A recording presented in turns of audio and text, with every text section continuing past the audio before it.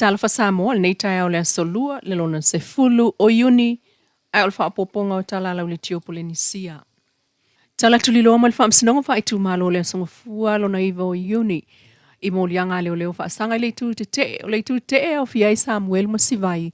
Lisa Schmidt li o whaatau malama whepule ai whaasavalu malauli al mali e toa pola taibao. Ai o le tu tangi e au fiai le komsino leo leo au apa aulongo i tino Filippo. Le ala i pule li moni ai afi ma Mayday kai. Molianga e au fiai le whai o tala whaalumaluma, whaufaunga, tau whaase ma le whaalafi. Peitai, ona nafi lea tula iai le moli maulona fitua leo leo le sunga amalai imi taefu. Ma ia tau il whaamsinonga o ia na whaia molianga whaasanga ia Samuelu. Fua ilunga o lana whaatalanoanga ilunga le tauta ia e ma leisi Facebook. E silia le itu lama le whaasul wha minute le umi o le whaatalanoanga. Ma sa ia mau ai mau tutu. E le whaamao ni ai mau o Samuelu. E pei o le whaia o whaamtalanga se. A whai na ai o le tau le lei. Ma le whaaso e sa ilunga o le Facebook.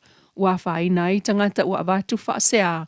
E pei o le ala Mayday ma aua pa au. O le ala sa ia whaamawina lana whaasea. O mei sa tusi atu le komsina. Ai o aua pa au sa avatu lana tusi.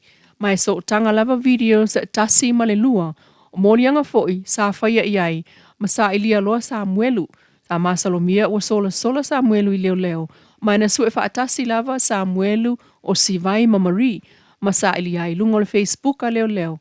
Ai whato amaua atu ia Januari lua o lua wha. Ma sa avatu loa Samuelu whailan whaamtalanga e se fulu valu i tu lau. Na vatul whaamtalanga tustusia Samuelu ia malai imi e whaitau wane i lumo le whaamsinonga ana nafi.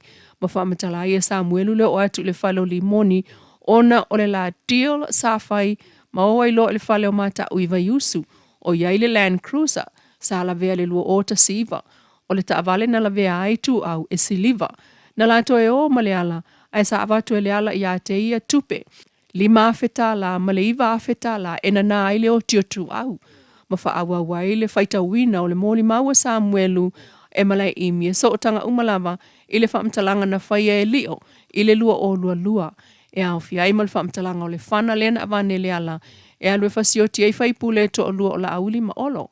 O le whana le nana ia whaatawa ia Daryl sa whai ngā luenga le ofisa palota ma alu ia ile os whai ngā leo le whalo Daryl ma wane ai. O ta uai fo e Samuelu ila na mōli mautustusia lea sa whai tau e malai imi. Le whasioti tangata o longo ma le ala. Peitai, na io e malai imi o ia na whaia mōlianga ile umane o na whaia o le whaamtalanga Samuelu. Aina tu ua tu iai le loia Samuelu o mōlianga Samuelu sa e whaia mai lungo le whaamtalanga a Samuelu apelila lua o lua tolu. Ai ua uma ona e tau le whaamsinonga e tele i whaitawina whaamtalanga Samuelu Masivai. E toi whaawa wai i le so le mōli maua leli leo.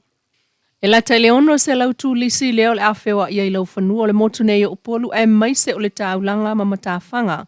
Lau one i nui tua. Matali malo e se vaenga o pulenga o whale tu lisi, whale tali malo le taulanga i e pia.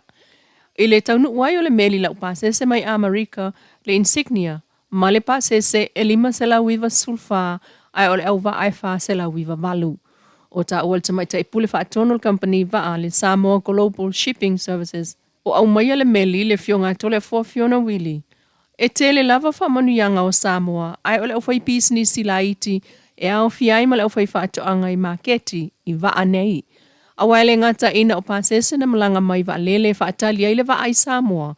Ai o pasese fo ena no fo i Samoa. Ma ai na ai fo i tatou fale tali malo. Ma ia wha asese ina ai le manatu le tasi o si nia sa angalue taluai. I le pulenga o tulisi a Samoa sa ia wha pe ai. E na ole wafu lava e manuia i meli lau pasese. Peita iwa mōni mawina ai i le so. O le vaa le ana wha ato asau mai fiti. E malanga atu i tutuila i le afiafi nā nei. Ai ua atofa ala tau wha atau. E whaia i Samoa. O nā wha atau e au fia i tau mawhamata. E pe o au wha i mafuala au whai mea ai. Ai o isi o loa o tau mawhamatu tu e pe o pasta. Ma isi mole o mukuka. E ese mai sapalai o vali o loa wha mama ai si o manga o le vaa. Masangi pepa. Mai le bluebird, SOS, ma le loba. E o lava i le suavai o le amanuia e fo il pulenga suavai e Samoa. Ai o le au whaita avale. E pe o na sao noa to le afoa. Le au whaafia le pulenga o tulisi e whaafeilua ia le au waa. Ai o le autalavo ua tula ele e whaamawai ai le so i le afiafi i le lātou fo i whaafiafianga. O le afiafi nā nei e toi taliwa i le wa amua tutuila Amerika Samoa. Ua tawhia i nei le whaamtu ina mai o vai ngā tupe o le miliona tā lalo na tolu ai tū malo. E wheiloa iai i le aso pule ofisa wha ai tū malo e 5 sultasi Samoa. Masui mai o la toitu malo whaata siai ma le pulenga o le mtanga luenga o tina amta maitai. O lo o whaata utai ala ploke 10 miliona tā la. O le fono le whai le ofisa o tina amta maitai le toa a salamasina hall i songi. Na tā ua le sui o le itu malo whale atalua na tātou fisilingia. O le tuse lea na amatu e whaeloa atuai i sui o ofisa wha itu malo. Ua tāo fia o na whaamatu mai vai ngā tupe. O lo o totoe o le lato miliona lona tolu. E tu so le tolu sila wafeta la al tupe o le lato itu malo le miliona lona tolu. Lea sa whaatalitali. Peitai, le miliona lona tolu. Ua umana pāsia le tala whaata o le tupe lu olua whalu o olua 5. Ai o le tusi lewa avatu i pulenga ofisa wha itu malo o le miliona walongo atuai le tau fia poloketi. O ta ua le sui o le ofisa o whale atalua. O le whailo inga lea i le so o le a awane a isa wha maalam la manga i sui o itu malo. Pei tai o le whaata ape ai o le palemene i le amatanga o le maasina nei. Ina watongi i whafol tala whaata o le tupe wha sosoa lua olua 5 lua olua ono ale malo tausi. Pei tai o le poloketi miliona tala. Wale o to iai le tangata sa whai amatai tai fono.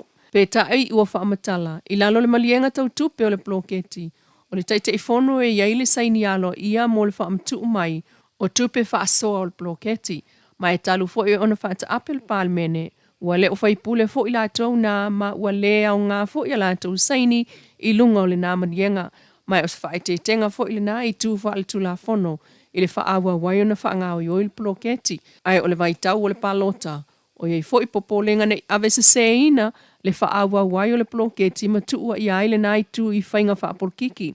Ua whaatali ai tālu sanga na tu ina mai mo ploketi ati nae. Se ia iai se isi whaamatalanga.